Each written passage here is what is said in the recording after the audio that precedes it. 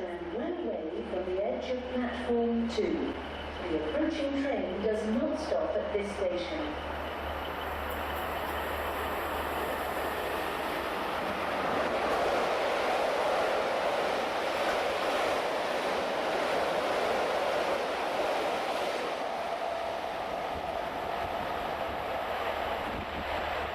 Once the workhorse of the West Coast Main Line, the Class 86 or AL6 electrics of the 1960s were the culmination of over a decade of development and trials using 5 preceding first-generation classes, the results of which were a purposeful-looking machine that plied its trade across the network for nearly 60 years. Electrification of the West Coast Main Line was first announced in 1955 under the Modernization Plan, providing a thoroughly modern railway between London, the Midlands and the North in a manner similar to European equivalents, with 25 kV AC overhead wires providing many distinct advantages over the previously used 1500 volts DC. To operate electric services and to provide necessary research into the design parameters of successive classes, 5 individual locomotive designs were ordered from various UK manufacturers that were built to a fairly rigid specification, all being of a bow configuration with a 4-wheel bogie at either end, and all had been specified to weigh no more than 80 tons, but be capable of producing around 3,000 horsepower. The resultant AL1 to AL5, later Class 81 to 85, thus began to appear from 1959, with all examples being outshopped in a pleasing electric blue and white livery that rapidly became the face of British high-speed train travel, with the Class 81 and 85 being particularly impressive to the British Railways Board, so much so that they exhibited the highest number of units built, while the Class 82, 83 and 84 were quickly relegated to secondary work and ultimately an early withdrawal. As electrification continued to open in stages towards the southern terminus of the West Coast Main Line at London Euston, there was a need to provide further locomotives, and it was this requirement that was to result in the introduction of what was to become the AL6, a new class based on the earlier locomotives, but incorporated a number of changes based on operational experience with the previous examples. The most significant alteration was the replacement of the previous practice of mounting the traction motors inboard, while flexible drives would be used to power the wheels, with the mounting of the motors on the axles themselves in a more conventional manner. Other changes including an upgraded tap changer, while the rectifier was split into 4 smaller units so that each traction motor would be fed separately, giving a degree of redundancy. Furthermore, the previous practice of equipping the locomotives with 2 pantographs was changed in favour of just 1, and the body shell of the AL6 was made slightly longer to aid with the interior layout, while at the same time, the wheels were half an inch smaller than those used previously. In total, 100 examples of the AL6 would be produced between the British Railways Doncaster Works and the English Electric Vulcan Foundry, with assembly taking place at such a rapid rate that only 2 years after the first locomotive, E3101, was delivered in August 1965, all units had been constructed and were entering service.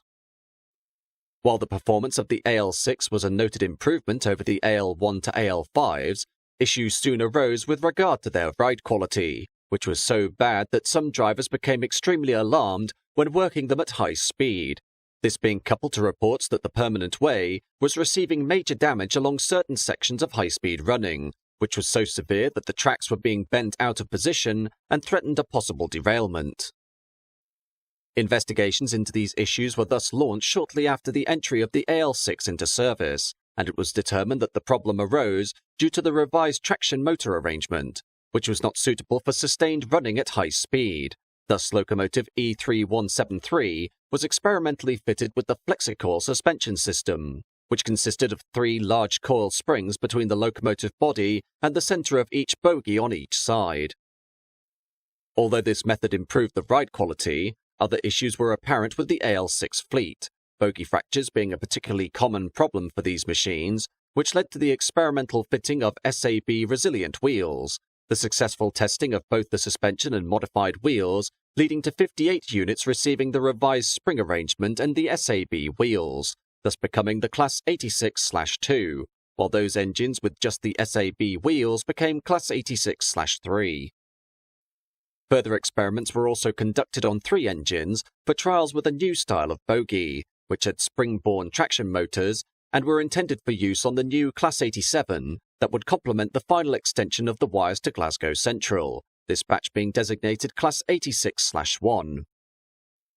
The result was a vast array of subclasses for the 86s that were assigned to a myriad of different operations, with the main express duties being covered by the Flexicoil Class 86/2s and Class 87 style 86/1s, while freight work and secondary duties fell to the unmodified Class 86/0s and 86/3s, which operated at a reduced top speed to mitigate any potential hammer blow effect on the track work.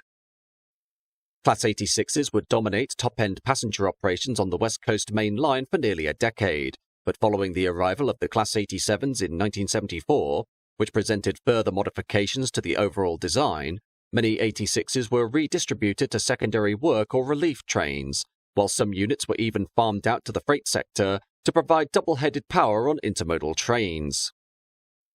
In the mid-1980s, the Great Eastern Main Line between the current end of the wires at Colchester, Ipswich and Norwich was electrified, and the then primary haulage of Class 37s and 47s with loco-hauled coaching stock would need to be replaced. Thus, surplus Class 86s made redundant by the arrival of the Class 87s were put to work on expresses out of London-Liverpool Street.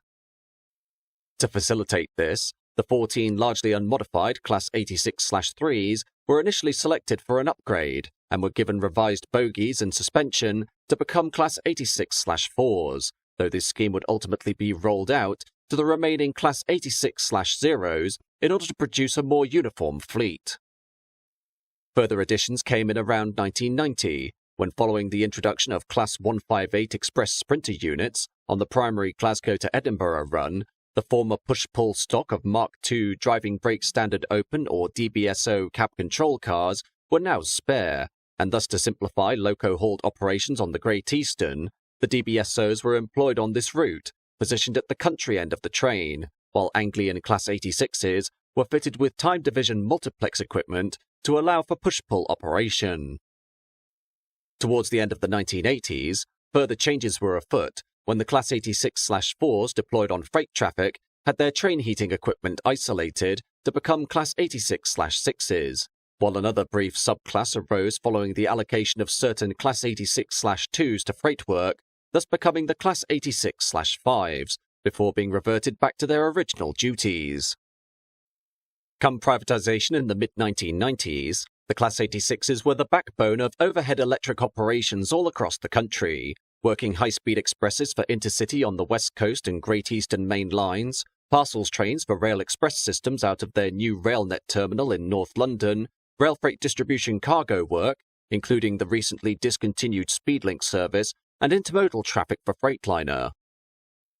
With the breakup of the former British Rail Empire, Class 86s were split between various operators, with Virgin Trains taking on West Coast passenger units as well as those supporting the cross-country network under the wires, while Anglia Railways adopted those examples on the Great Eastern, and freight operator EWS inherited 15 parcels examples from Rail Express systems, while private operator Freightliner took on the bulk of the former cargo examples to work intermodal trains. Under Freightliner, another variant of the Class 86 would arise during 2000, as 86608 was experimentally re-geared to allow it to work trains single-handedly, thus being reclassified to the unique 86501, though despite the apparent success of the conversion, no further locomotives received this treatment, while 86501 itself would become prone to fires, as occurred in 2004 and 2008, but each time it was repaired. However, with privatization came an immediate need to replace the aging rolling stock carried over from British Rail, and the Class 86s were highlighted as being in desperate need of withdrawal, Virgin Trains responding through a batch order for Class 390 tilting Pendolino electrics alongside Class 220 and 221 Voyager diesel units. With their impending end, several Class 86s received heritage colours to celebrate their careers on the West Coast Main Line, Virgin Cross Country dispensing with their allocated pool of locomotives first, when loco-hauled operations came to an end in September 2002, while West Coast allocated Class 86s would soldier on until September 2003, though some examples would be transferred to Anglia Railways for continued work. For Anglia itself, Class 86s would last until the change of the franchise in 2004, when National Express took over under the brand 1, Class 86s on services out of London Liverpool Street being gradually wound down in favour of redundant Class 90s being transferred from Virgin Trains, with the final units being taken out of traffic in September 2005, thus marking the end of regular Class 86 hauled passenger trains after 40 years of work. Elsewhere, EWS quickly worked to dispense with their Class 86s by way of Class 67 diesels and Class 90s, with the last examples being withdrawn during 2002, while Freightliner would maintain a vast fleet of Class 86s throughout the 2000s and into the 2010s without viable successor, these machines being the backbone of the operator's intermodal contracts and an important element of the cargo corridor between southern England, the north and Scotland.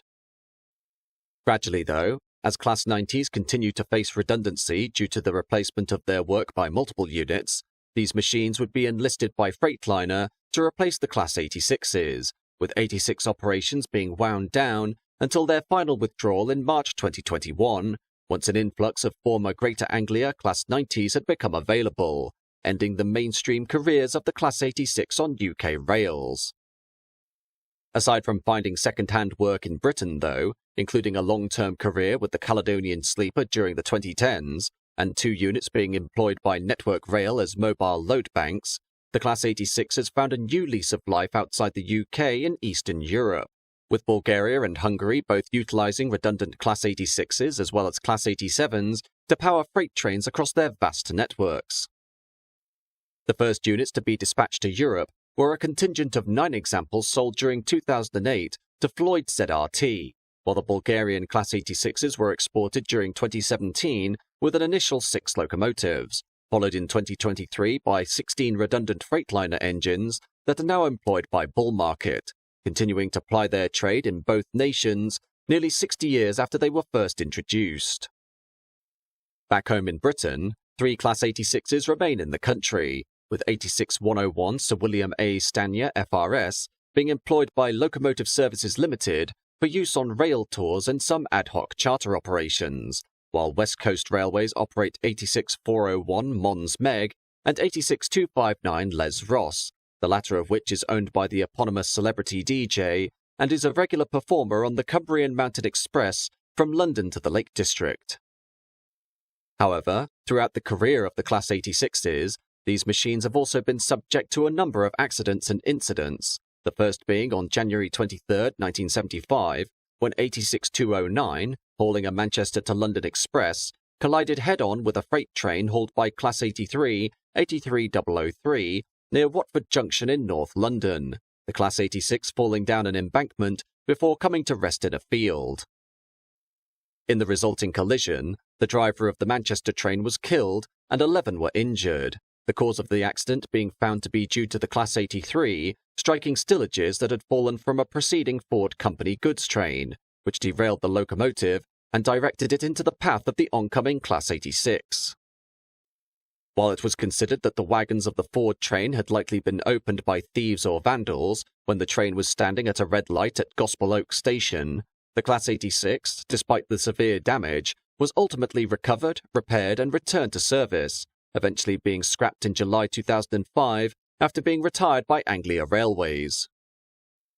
Less than 6 months later, on June 6, 1975, 86006 and 86242 were involved in the Nuneaton rail crash, wherein the 2330 down sleeper from London Euston to Glasgow derailed after entering a temporary speed restriction at too high a speed, resulting in the loss of 6 lives, the cause being due to the driver having become confused as to whether the temporary speed restriction was still in force, and thus approached at full line speed. Another serious accident was the Cowick rail crash of September 19, 1986, when Class 86s, 86211 City of Milton Keynes and 86249 The Times were involved in a head-on collision at Cowick Junction north of Rugeley in Staffordshire, killing the driver of 86211 Eric Good and injuring 75 others, including Nicaragua's ambassador to Great Britain, Francisco Descotto. 86211 was hauling a northbound London to Manchester service and was to be routed via the direct line to Stoke-on-Trent, while 86249 was working a southbound Liverpool to London Express and had been given priority over the Manchester train, but due to the confusion of good in the cab of 86211, he expected that the red light ahead of him would be cleared, but by the time he realised it would not, it was too late to stop. 86211 therefore struck the side of 86249, leading to a massive pile-up of coaches and mangled locomotives, with 86249 being burst open by the impact and both engines were written off, though the crash did illustrate the innate structural rigidity of the Mark III passenger coaches in surviving a train crash of such magnitude.